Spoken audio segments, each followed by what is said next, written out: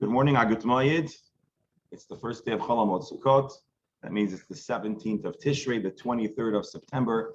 It's a Thursday. It feels like a Sunday. And talking about weather forecasts, right? You have 77 degrees, but it feels like 69. Well, it's a Thursday, feels like a Sunday. And we're learning Maseches Shabbos. We're learning the whole Talmud, one page, one line at a time. Presently, Maseches Shabbos, Perek Shmini, chapter 8, the chapter called Hamotzi Yayin, and we are on 77b. The last discussion that we had before I stormed off, not Erev Sukkot, but the day prior, so we're talking about Sunday, I guess, right? Yeah, I think Sunday was the last day we learned. We were having a discussion about the grammatically appropriate way of, or the right way of spelling several different words, starting with our Mishnah. And it was an interesting discussion to me because I didn't seem like the discussion was very much about the definition as much as simply a matter of how to spell the Hebrew language. And in each of the questions, there was 4 different questions of the Mishnaic Hebrew and how to spell it. And the Gemara sages each time brought a pasuk to prove that the appropriate spelling was whatever it was. So most of the questions were like, is it an ayin or an aleph? And so I guess it tells us one thing, which is that it's likely that the spoken language may have been at least independent or with equal authority to the written language, or perhaps these words were not common in the spoken language, or even more so, it's likely that the Jewish people in the time of the Gemara really didn't do a lot of Lashon Kodesh as their first language. It was more of a language that was for scholarship and for Bible study and for Mishnah study, but it wasn't a spoken language, and perhaps that's why it was important to verify and establish the correct spelling. I don't believe that those questions were about definition or about content. It was really about the spelling. That's my impression.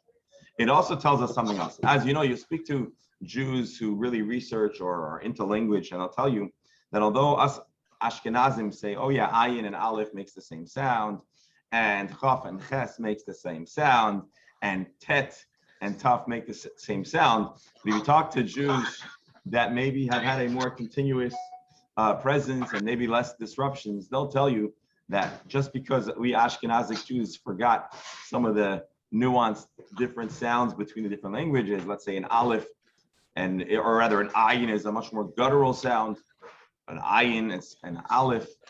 So what I think this Gemara might tell us is that the blurring of the lines may be a lot earlier than our modern Ashkenazic society. In the time of the Talmud, they knew the words and they weren't sure is it with an aleph or an ayin, which makes us think that the sounds were pretty interchangeable back then. I'm sure there is scholarship that references this Gemara. I'm not familiar with that scholarship, so I'm just taking a fast stab at that. Rebberal, yes. Rabbi, I had a question because of what we're studying. Okay. You know, in the laning on the Yontif, we have Kol Meleches Avodah Lo Sasu. Okay. So I was wondering, where did we make the move of what we can do on Yontif that we can't do on Shabbos? Because the language from the Torah is almost similar. There's only one thing that you're allowed to do on Yontif, which is Ochel Nefesh. You're allowed to feed yourself. But I don't want to go there now because I wouldn't be doing justice to the topic to just weigh in. But the main distinction is preparing food on Yontif. You're allowed to prepare food on Shabbos. That is the big distinction. Other than that, carrying, but I believe that's that. Yeah, there are a number of distinctions, but they're mostly born out of this issue of Ochel Nefesh. It's all your fault because we're dealing with malachas. The question never Correct. We'll get there. I just don't want to go down the. If I'll try to give you a comprehensive presentation, I'll inevitably end up missing something else. I'd rather not. No, it's fine. It's fine. But it's a good question. Why? So your question is, why is there a distinction? No. So your question is, just before we file it away, why is there a distinction between how we don't do malacha on Shabbos and how we don't do malacha on Yontif, being that in both contexts it says don't do malacha? That's your question. It's a very Exactly. important question. And if we don't get to it in Maseches Shabbos, we'll certainly get to it in Maseches Beitza, Beya, and B'Blina will address it before that. Let's share the screen and let's get started. While I share the screen, Professor, it's good to have you with us. Any additional thoughts on the? Well, actually, I don't think you were here when we had the Aleph versus Ayin discussion. Were you? I know very little about the differences or commonalities between Aleph and Ayin. I know, I've heard that some people still know how, still are able to pronounce them differently. But frankly, my level of knowledge of Hebrew is not sufficient to pick up those suffixes. So I just skip them. Okay. and look at Nikudot. Yes. Dr. Hammer? Just following up on that, is there any connection between this issue of Aleph and Ayin and other letters when you look at the same word or name in Yiddish as compared to Hebrew? Yiddish always has additional vowels. And are they there? Do they remind us more of the difference in the pronunciation that you just talked about? Or is it just to make sure that the printers could make a living by adding some more letters? If you charge by the letter, you certainly want a Yiddish spelling. I come from a family of printers. That's why I made. Okay, that makes sense now. Yeah. So it's actually that's a very good question. The truth of the matter is, the way I understand it, and until the modern day, and even in today, there wasn't necessarily 100% a standardized way of spelling Yiddish. Yiddish was a spoken language first, even more than Hebrew. But what I know, at least in the Chabad Yiddish or the Russian Yiddish, which I think is today, we call Lithuanian Yiddish, is one of the prevalent written Yiddish. So the ayin in Yiddish doesn't make the aleph sound. It's a nekuda. It makes the segol sound. So if you'll see a word that says beis lamed ayin chaf, that spells blech. Right. Blech. And so the ayin makes the s sound. I'm just trying to think of one more example that's like something that we would be familiar with. Anyways, Shabbos. Shabbos. Have you ever heard seen Shabbos spelled Shin, Beis, Ayin, Samach? Have you ever seen that? That would be a Yiddish take on the word Shabbos. In Yiddish, the Ayin makes the S on. That's why you'll hear people say Shabbos with an exaggerated segol. So that's because the Ayin makes that sound. So indeed, there is an extreme distinction between the use of ayin and aleph in Yiddish, because an aleph would essentially either be silent or a kamatz or a patach. So if you saw beis lamed aleph chaf, you'd say blach or blach. But if you saw it with an ayin, it would be blech. Again, this is not like don't catch me on the specifics of the word, just in Nikudas. I believe in Yemenite tradition, and to some extent, I think other Sephardic or Mizrahi traditions, so the ayin is a much more guttural sound. So we say Yaakov, they say Yaakov to emphasize Yaakov, and it's much more of a guttural sound. And I'll tell you one more interesting thing before we go on. If you know someone, hold on, there's some. Okay. There's some conversation that's probably not intended to be here. Are you familiar with the name Yankel or Yankov? Have you ever heard? Probably, Dr. Hammer, probably in your youth, some of the survivors that you were. Yankel. Yankel or Yankov.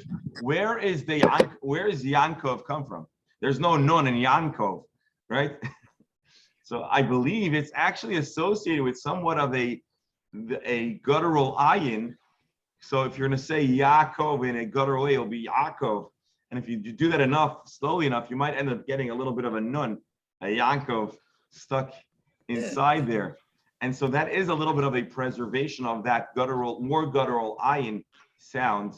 And there's actually a tradition that the Baal HaTanya and probably others of that generation did have, because he was a Baal Koreh, so people heard a lot of his enunciation of Lashon Kodesh.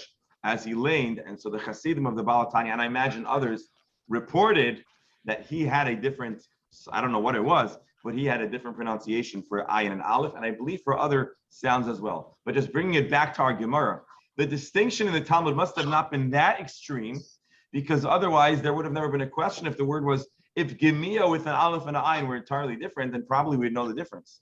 But if it was a spoken language and Gemia sounded like Gemia, well, then maybe there was no difference. The alternative, which is probably the more accurate one, is that they didn't speak they probably spoke more Aramaic for day-to-day living, and so they had to check how to spell the word Gemia. Reb Errol.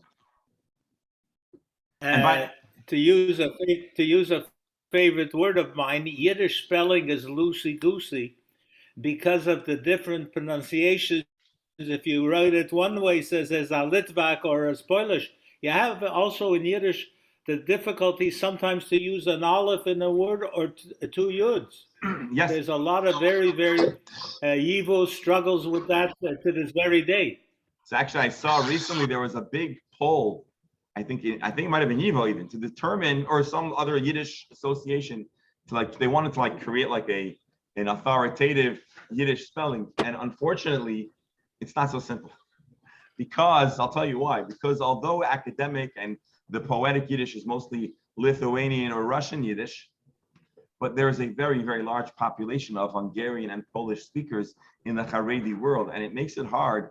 You can't entirely eliminate that universe of Yiddish and Yiddish speakers, because it's probably the most a living language to the greatest extent in those communities. But anyways, I'm really out of my space. So let's go back into the Gemara before I get into a lot of trouble here. Okay, here's our Gemara. So again, that was Sunday's Gemara, the real Sunday. Now today feels like Sunday, but it's Thursday.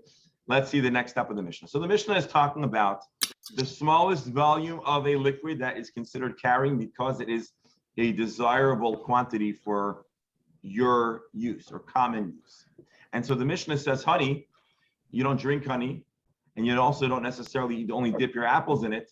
It could also be used to treat a sore from your livestock, because when it's carrying a heavy burden and the way the animal's gait goes, there's a lot of shifting and it's going to rub on the skin. And it seems like they used to treat certain maladies of animals with honey. Now, you certainly would not like to spread honey on your animal near a beehive, or there's going to be a lot of trouble. But apparently, this was something that was common in those days. So the Mishnah says, "Devash kedelitin ala kasis." How much honey is too much honey that you're not, or enough honey that you mustn't carry it on Shabbos? Kedelitin al pi kasis, the amount to place on the sore, the irritation. Here, I just changed it to be a column. And that's how much you can carry. So the Gemara now has an interesting question, especially if anyone's here knows a little bit about medicine. Maybe you can relate to this question. Rav Ashi has a question that to the I'm going to hit mute all, and you'll unmute please for comments and questions. For the non-medical professional, this might sound like a nudnik question, but it's important. Al kasis, what does it mean, honey on an injury? Does it mean apuma de kula kasis? Does it mean the entire opening, the entire area that is raw? Oidilma amursha kama de kasis. Maybe the primary protuberance of the sore. I'm going to ask a doctor to explain to me the difference between the entire sore and the primary protuberance of the sore. But I imagine that there's probably an area that's more severe, or maybe it sticks out more. I don't know. Someone's going to have to help me out over here. Anyone? Okay, Rashi says, Elyon Shel Maka, the part that's most elevated. Well, I'll tell you, the only thing that comes to my mind is you can have an area that is the primary, puncture wound, and around it you have an inflammatory area, like redness around that area. So that may come into play here, whether it's the specific sore or the sore plus the surrounding inflammatory area. So it's certainly something like that. In other words, there's the area that's the most acute, or maybe the area that's most elevated, but then you might have the broader area. So Rav Ashi is asking, the amount of honey you need to put just on the most severe part of the sore, or maybe the highest point, there's like some kind of elevation inside there. So either way, whatever exactly the definition is, Lafuki, Oh, I'm sorry. Let's read the rest of the Gemara. Ideal. So is it the entire opening of the injury, or is it the primary protuberance? Again, I'm just reading the English translation. It's like Aramaic to me. I mean, I know what protuberance sounds like, but it's still Aramaic.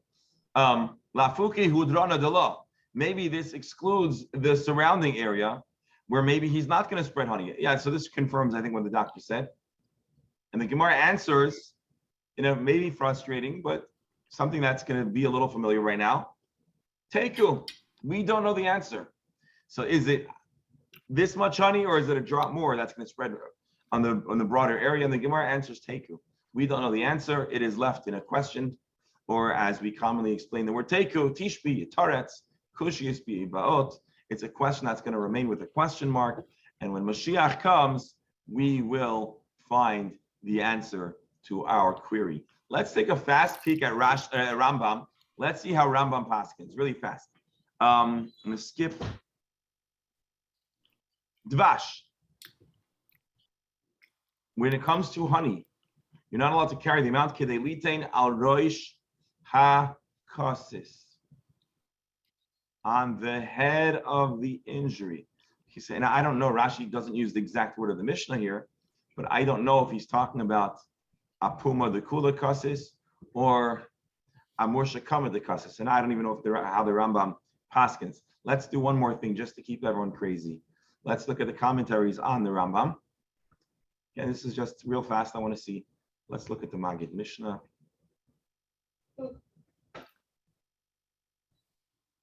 Rabbi, from a practical point of view, when there's a pimple, the area around it becomes extra sensitive. So in the real world, there's a need to do it a little more than just to pinpoint it. Right.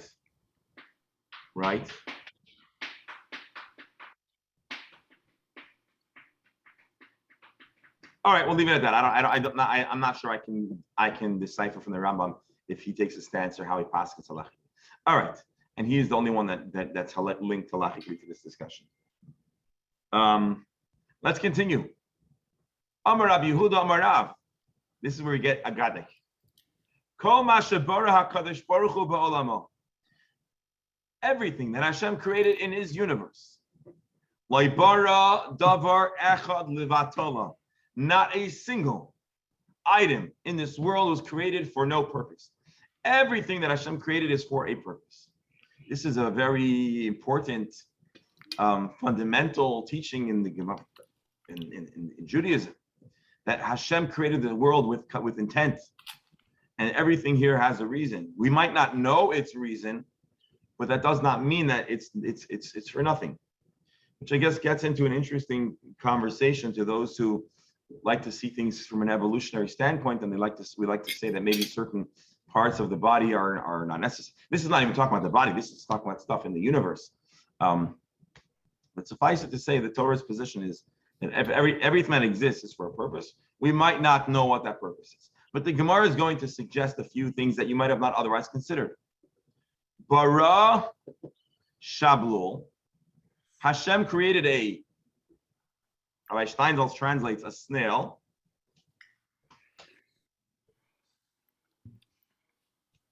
Actually, my other translation in Hebrew calls it a chilazon. So it's a snail. Lekasis, which is a remedy for an injury. Rashi, menicha alav. Apparently, there are certain snails that were placed on an injury. I don't know if this is a leech that did some kind of other, or this is a snail.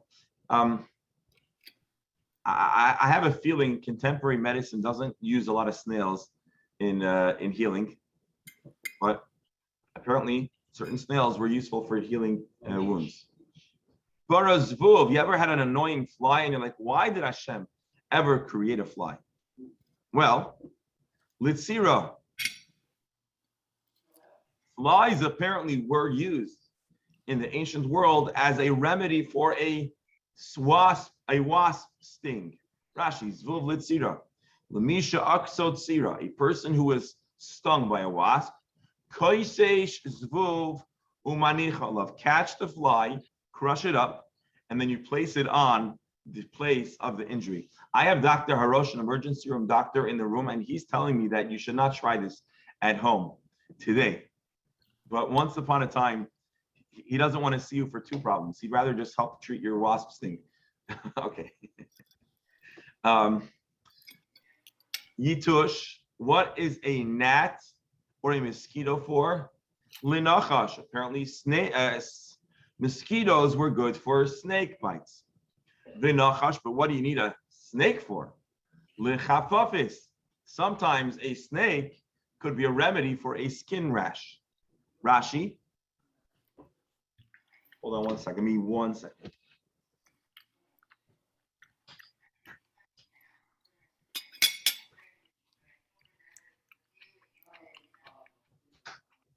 Just trying to make sure I don't miss the garbage trucks to try to encourage them to take all of our.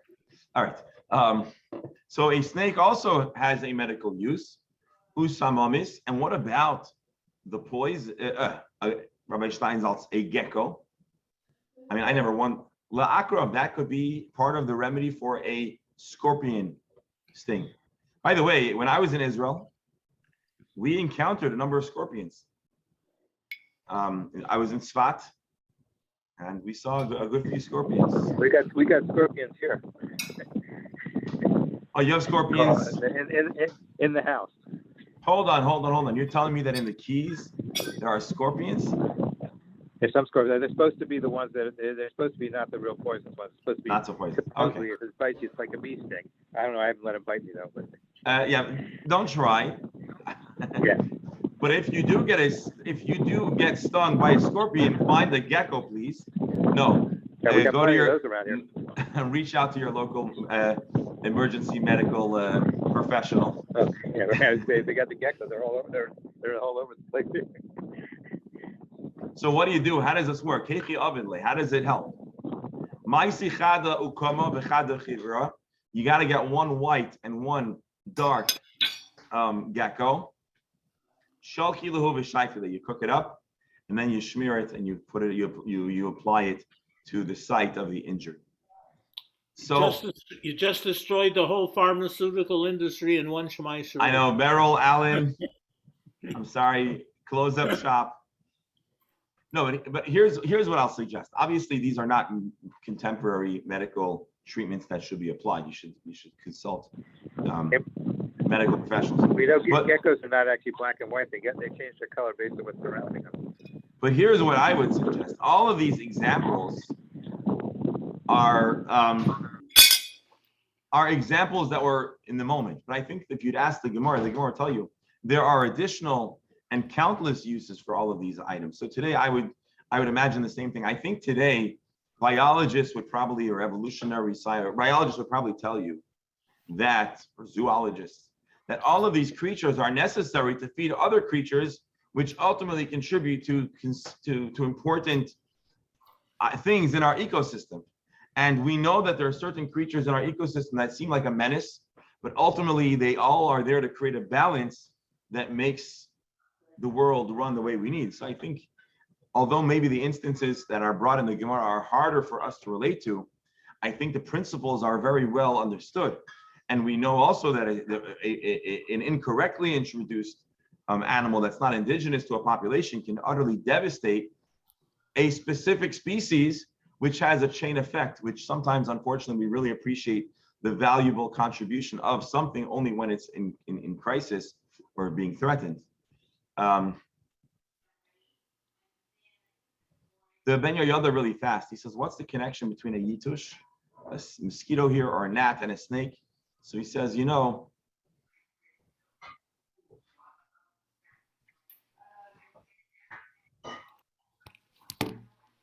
we look at mosquitoes as pretty miserable creatures. They just suck your blood, and we don't really see their use. But it is a good reminder that because of the sin, which snake is a stand-in for sin, that's in a sense us being ungrateful and mooching off God without appreciating the gifts that God contributes. So there is some esoteric, agadic message between the lines of this series of items. All right. So that is how a bunch of items which might get on your animals, the critters, they might get on your nerves. The snails just crush under your shoe. You're like, why are these snails here? They're so annoying. And you don't want to hurt them. What is a fly, a wasp, or not a wasp? What's a mosquito for? A snake. I know also that in medicine, maybe modern medicine too, but I think some of these poisons are used in treatment of certain illnesses. And I think there's a lot of studies with cancer treatment and taking certain compounds or certain things out of, again, we have pharmacists here that can tell us more, from snake poison and other kind of poisons that can be helpful in certain treatments. And also anti-venom. So you need venom to combat venom. So there's, all right, let's see the next Gemara.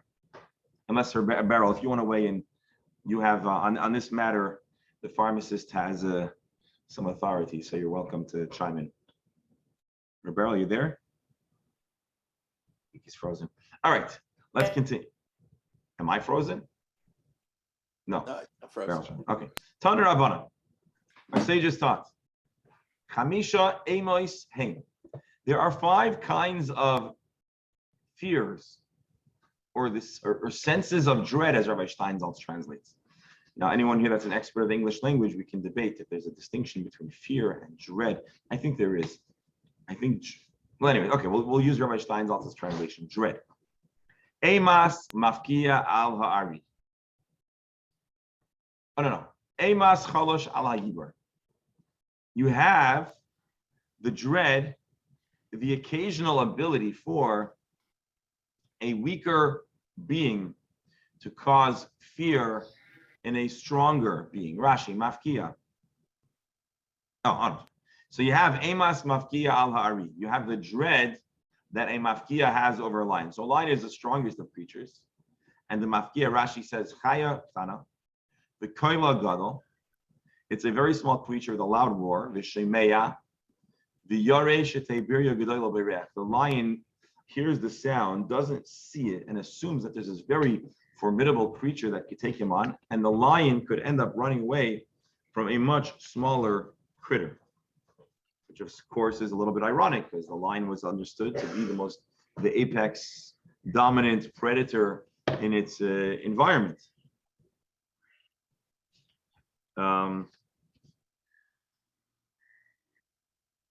That's number 1. Number 2, what is another smaller thing that can make everything fearful?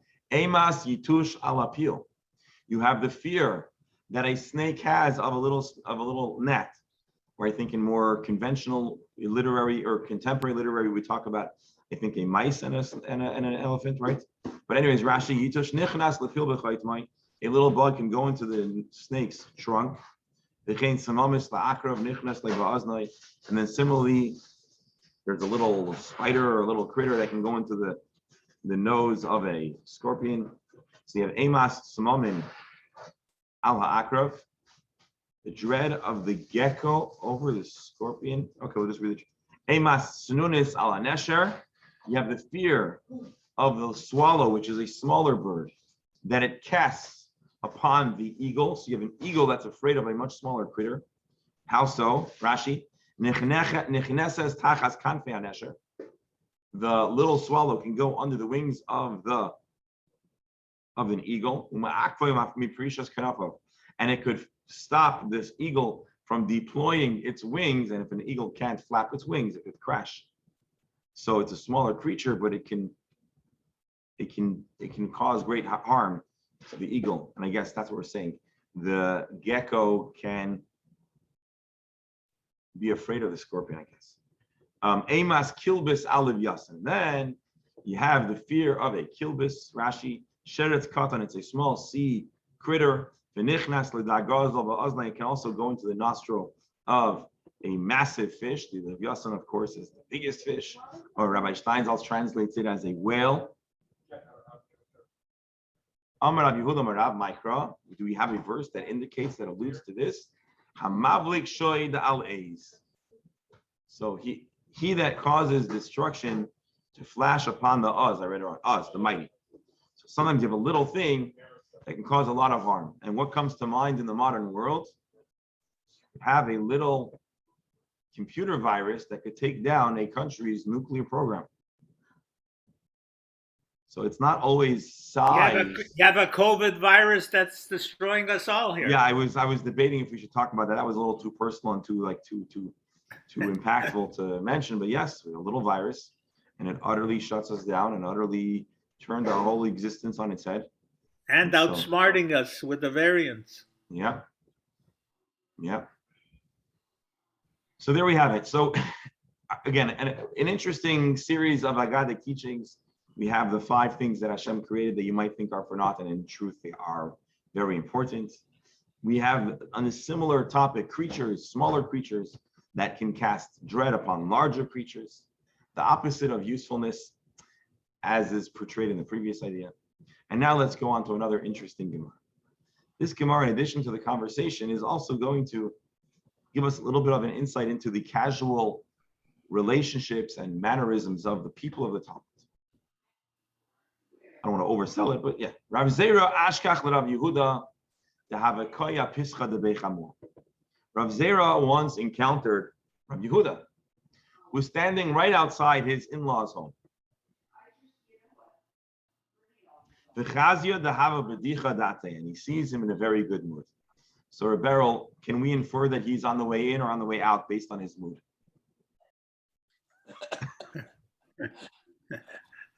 I just saw somebody put on the computer about the 2 mothers were fighting about who they went to Solomon, who the boy should marry, and the king decided to cut him in half. And one said, "Okay," he said, "That's the real mother-in-law."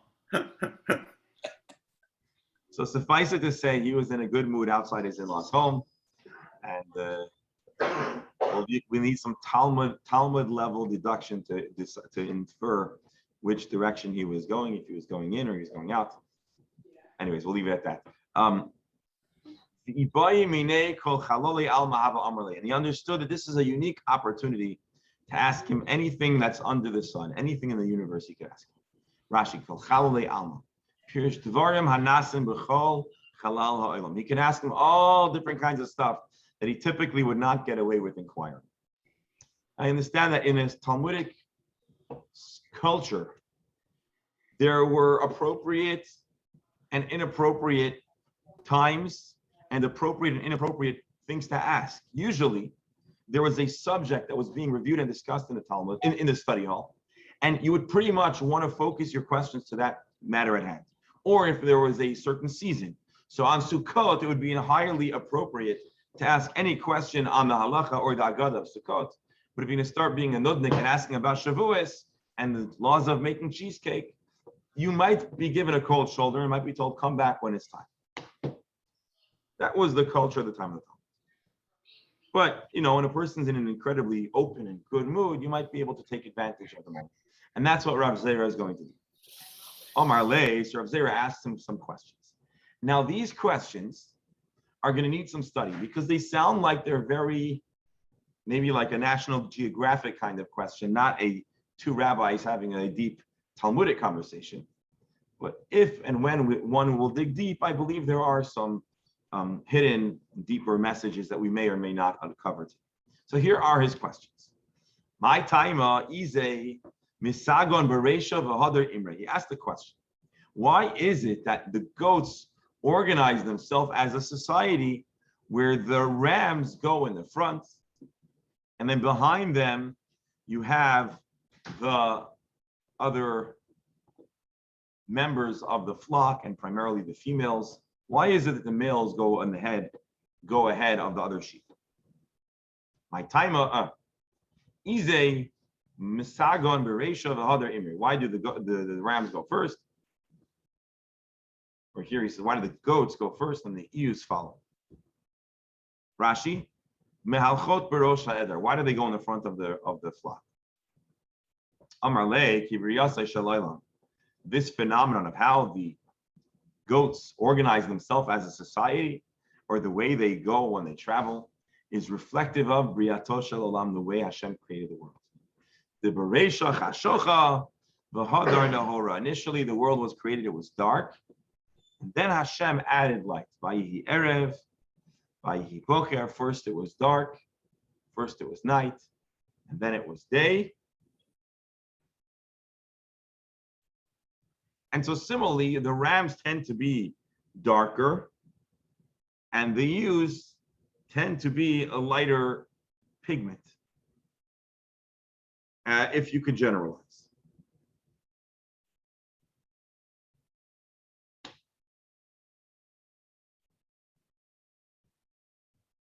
So what's going to be clear in the Marsha and other commentaries, and I told you this, obviously a code. There is a deeper conversation happening. Let's read it through, and then we'll take a look at some of the commentaries. Then he says, hold on. My taima, hani mechastion v'hani megalion. Why is it that the rams have a tail that provides some privacy, if you will, and the ewes less so? Their tails provide less privacy. They're more exposed. Rashi says, "Ha'izim ein lam aliyah."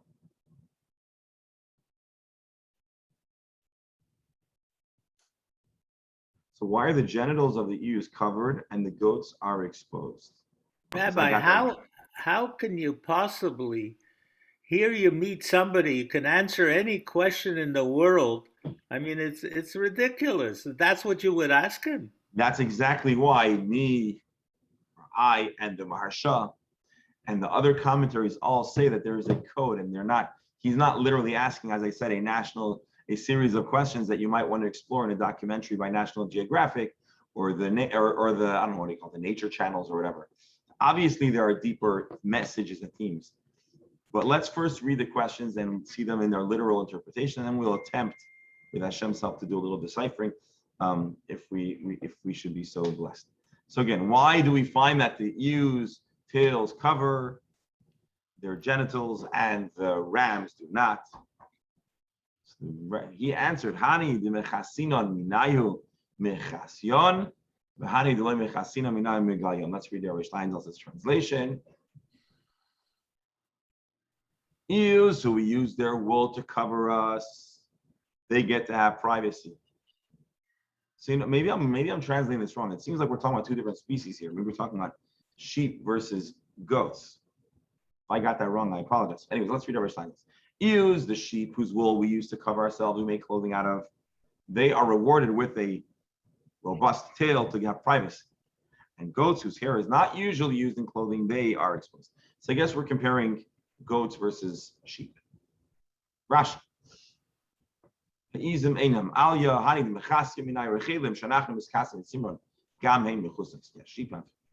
have Shalmer, it's here. Bernie, what would you do to a patient that came in and asked you that question? You say you came to the right place. Shalmer, I think the garbage truck is here. Can we?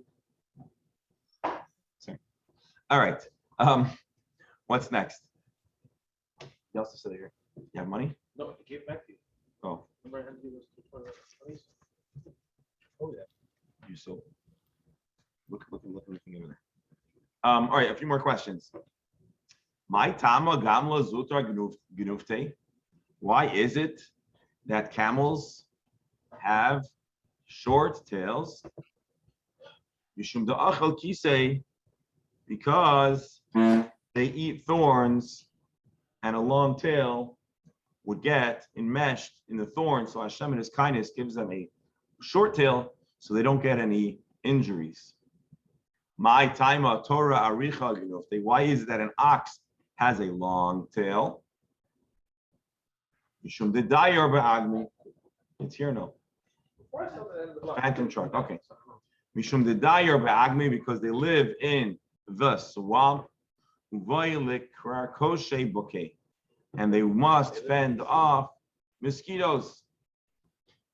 Now, not all oxen live in the swamp, but it seems like there was a certain species, maybe in Bavel, that was how it was. Let's continue. My time of karna the kamsa rekicha. Why do grasshoppers have soft antennas? Really important questions, right? My time of karna the kamsa rekicha. Why does the grasshopper? See, Rashi says, you know what kamsa is? Arba. We know arba from the plagues, right? Mishum the diary bechilfi, because they live in the plains, they live among grass. Bikasha nadia umis abra, and if they had very hard horns, they would get into a collision with grass and they would break their antennas. Umis avra, and they would become blind. Chas v'shalom. Ikasha nadia umis abra. If they were hard, they would end up breaking and then they would go blind. Rashi used to there's an opinion that understands that grasshopper's vision is somehow associated with their intent. Amar Shmuel taught, Haiman the boy, if you're very interested in blinding your grasshopper, break off its antennas. My time, high timber, the tarnagola, madu ela. Why does the chicken's lower eyelid cover the upper eyelid? Because they live on the rafters of homes. The ayal kutra, and if smoke comes up, mis'abra, they'll become blind, and so they have a double layer of protection. Now, dasha. Hold on, let's hear Rabbi Steinsaltz. Why is a dasha called a dasha? Rashi. No, Rabbi Steinsaltz. Why is a dasha called a dasha? A dasha is a door. Derech sham, that's the way to go. That's where you go. Darga, why is a stairs called a stairway? Derech gag, you use a stairway as a way to the roof. Maskulita, why is a spice called maskulita called maskulita? Matai tichleda, when will this run out? Rashi, what are we going to eat when this runs out? Or Rashi has a different interpretation. This is never going to run out because it's a kind of food that is very, very little, provides sufficient flavor, and so therefore you'll use very little. Beisa, why is a a house called Beita? Bo ve'eteba, come reside in it, or come sit down. Bikta, why is a small home called a bikta?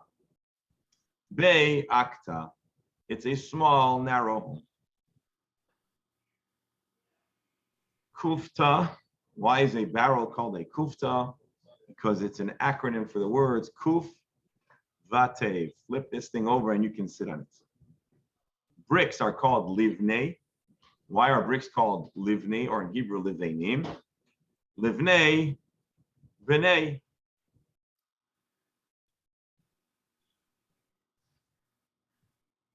Hold on. For the children, for grandchildren, for children of children, Rashi explains, Miskayim ledorot arbe, brick buildings last a long time. Kutza, what about a fence made of thorns? Rabbi Steinsaltz's translation, or Rabbi Rashi, Gather Koitzin. Chatzitza, it's a divider. Chatzba. Oh, here, Rashi, Chatzitza, it's a fickle, temporary divider. It's not going to last forever. Chatzba, which is a kind of water jug, says Rabbi Steinsaltz. Shechotzev mayim min anor, it schleps or hews. It collects water from the river. Kuza, a small jug is called a kuza, which is kazeh. Give me something like that. Rashi, kuzak licheres katan kazek lemer davar muat kal. A little bit. Abishinke, abisala, a kuza. Shutisa. Why is my friends? Everything's bashkacha pratis. What is shutisa? Shutisa is a hadas. It's a myrtle leaf. Why are myrtle leaves called shutisa? Bad shel hadas shemarak debol lefnei kala. Because they used to dance with myrtle leaves in front of the chas and kala. Shitusa, you made yourself a little foolish. Mishichla, I'm sorry? Nothing. Mishichla or mishichtla, whatever that is, Rashi. A big basin that they would wash their hands and feet in. Mashya kalta. Do a little kula. Why do I say kalta? I guess there's two different girtot. You clean your entire being. It's a big basin. Asita and asisa, which is a. Oh, I skipped a word. That's why. Hold on. I'm sorry. Mishichla, which is a big basin. Moshe kula, you clean your entire self. Mishichilta, mashikalta, another kind of basin, which is small, means it washes a bride. Rashi. I guess it was a more prestigious, high-end item. A sisa, mortar. Let's see what Rabbi Steinsaltz says it is. A mortar. Oh, okay, a mortar. It's called asisa chasirta because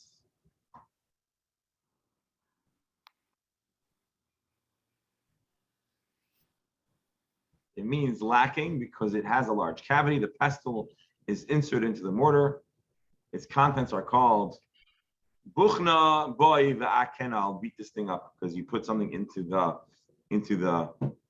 the space where it's crushed. All right, we just did a lot of stuff and a lot of questions, and really we want to make sense of all of this before we move on, or maybe make sense is too ambitious. We want to have an idea of what's going on over here. So let me read let me read the Maharsha. Maharsha is commentary on Agadot, and this is certainly one of the areas that he's going to specialize. Let's read a little bit. I hope we'll gain some perspective. The scientists of the age gave reasons for everything. And on occasion in the Talmud, we find an interest of the sages to understand the sciences, similar to a narrative in Subis.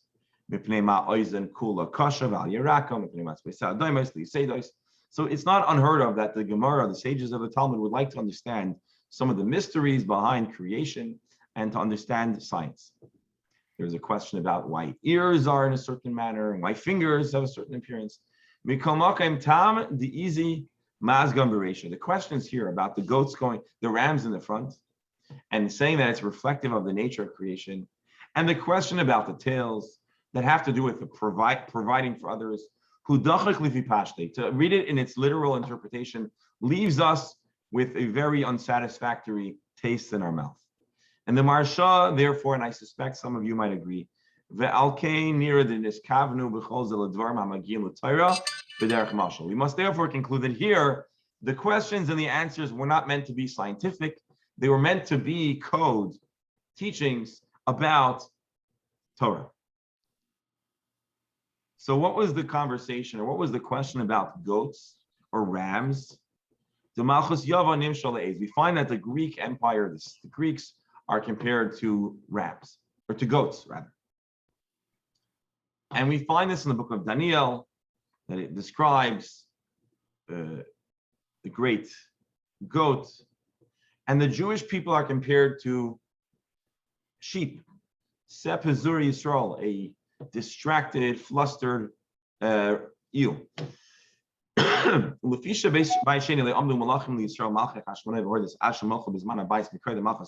We find that in the Second Temple era, the Jewish people did not have monarchs until they were first subjected to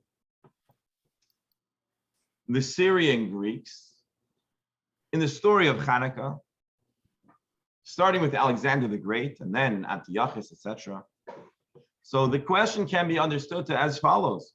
Why is it that the Jewish people could not have autonomy in the Second Temple? Okay, autonomy is a strong word. I don't know if they ever had autonomy in the most literal sense. But why is it that they didn't have the development of their own leadership, military or political, and a monarchy until Yavan? Amar alzeh, my time easy. So I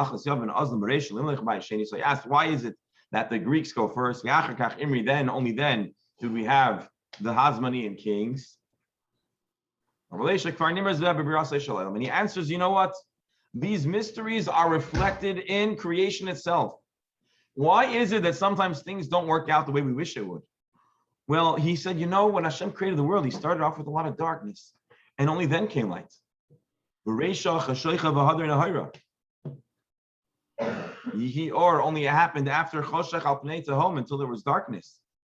And the Medrash says Choshech al Pnei Tehom Yavan Shechshich Haineim. It was the Greeks who made Jews miserable. And then came the Hasmoneans, which was a temporary light for the Jewish people. And in particular, what is the correlation between the Chashmonaim and or and light? Anyone want to think of Hanukkah, the story of the Chashmonaim. Their introduction into leadership was a story of lights. Shemalchu b'neis neiros shel Hanukkah, the thing that put them really into power, not just as Kohanim, but as kings, was light. And then the question continued and said, what's the deal with the fact that sheep are covered and rams and goats are not? What was he asking? Niskala avoinam niskala kitzam. The first temple where the sin was explicitly portrayed in the prophets, they also had a known end to that misery, the second Beis Hamikdash. However, there was some more privacy regarding the exact nature of the sins and the averis that caused the Jewish people to be punished in the Bayis Sheni. And therefore we also don't have an exact ending date to the suffering of Galus. So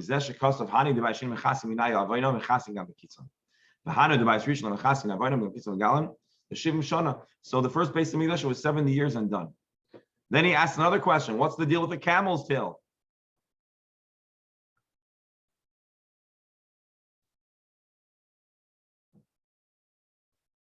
I believe he's saying, why does Hashem punish us fast? It's because Hashem loves the Jewish people. He doesn't want them to have a protracted suffering. Actually, no, he's saying the opposite. Why does Hashem judge the Jewish people different than the nations of the world? Because Hashem makes it easier by only giving small punishment, small doses. Whereas by the enemies of Hashem, he punishes them right away. And that's what it means that there's a short tail.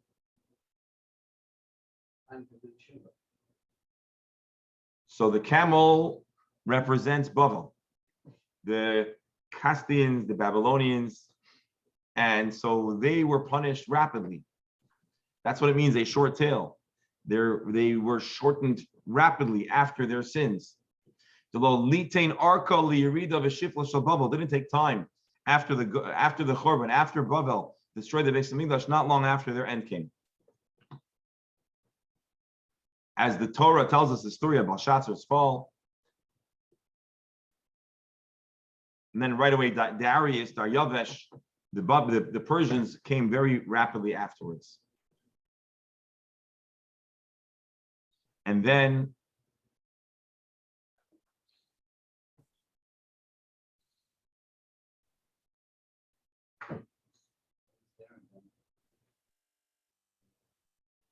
who?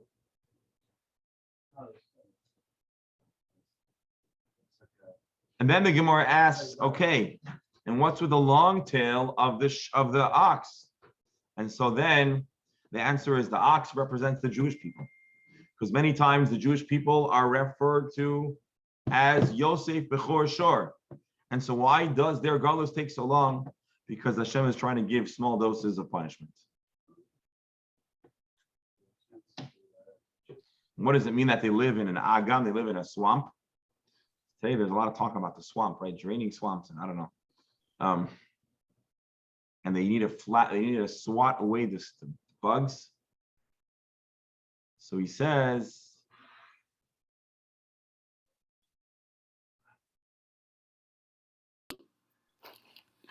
I don't know, something with each little things and the punishment. Anyway, something. By the way, if you're familiar with the scholarship of Chad Gadya, this might sound somewhat familiar, right? Different animals have different significance, different meanings. And then the Gemara asks, what's the deal with the soft horned of our shul? You want to stop him and ask him what's going on? All right. All right, what's the deal with the grasshopper with the soft antennas? The Jewish people in Golos were like grasshoppers, have no strength. aside for their mouth, maybe it's like a cricket that makes noise with their mouth. But even in our exile, Hashem provides them leadership. And this is like the fact that the Jewish people had the Nisiim in Bavel and the exilarchs. And so what does it mean that there's a soft horn? That sometimes they are abused, but it allows them to survive. And so sometimes Jewish leadership needs to be humble. The Jewish people need to occasionally wander. But if we weren't provided the opportunity to wander, the alternative would have been absolute annihilation. Then we asked the question about the eyelids of a rooster. So it says the Jewish people are like a rooster.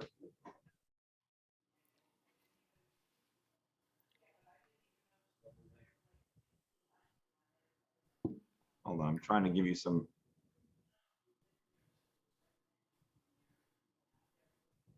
Something about the way the Jewish people are constantly looking upwards to Hashem in prayer, and that's what protects them from trouble.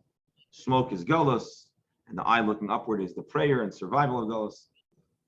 So, my dear friends, long story short, although I'm not going to claim that we have a comprehensive sense of every one of these ideas, the Maharsha is telling us that each of these ideas are not simply silly scientific facts that belong in a cereal box or in a Snapple bottle, but rather these are deep discussions about the story and the destiny and the purpose of the Jewish people.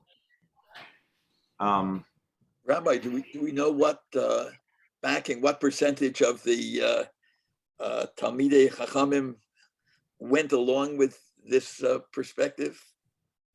We don't know anything other than that these are the words that were being told by Rabbi Yehuda to Rabbi Zera. So I don't know if this was a prevailing perspective. What I also can tell you is that I have a feeling that if we'll spend more time, and maybe tomorrow, we will, because I find this utterly fascinating and really saying we need to have a sense. I have a sense that if we'll open up the Ben Yoyada, we might have a similar but different interpretation of all of this. And we still haven't finished the entire conversation. We answered so far goats and ewes and tails and grasshoppers and the rooster's eyes, but we haven't yet figured out. I guess maybe this is just to say that everything makes sense. Is we haven't really discussed was this language, the lesson on language and the etymology and the development of different words in Aramaic, right? Dasha meaning that, but I guess it's showing that in Aramaic a lot of the words have deeper meanings, or they were compounds of two different words that turned into a single word.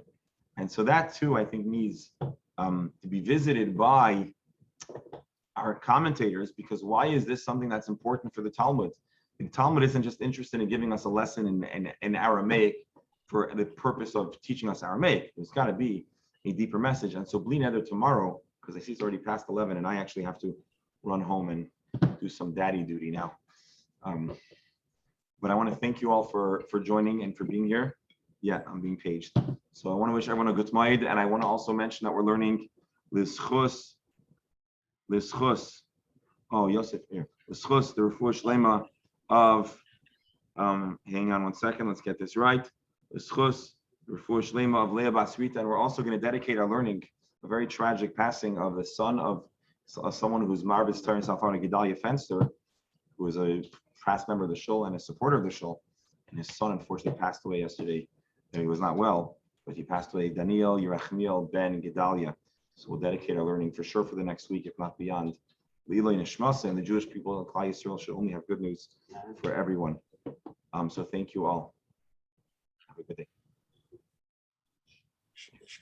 Okay, Shekoyach.